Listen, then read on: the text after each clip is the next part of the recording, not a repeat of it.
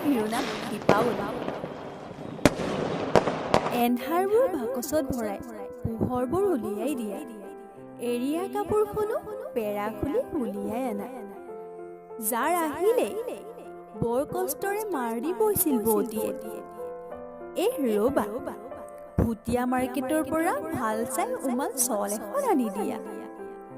এৰীয়া কাপোৰ ল'বলৈ লাজ লাগে পাই, মন গ'লেই পোহৰাব পাৰি। দেখা নাই লাইটৰ বাহাৰ? এইবাৰ মেলাতে খাই ঘৰলৈ উভতিবা।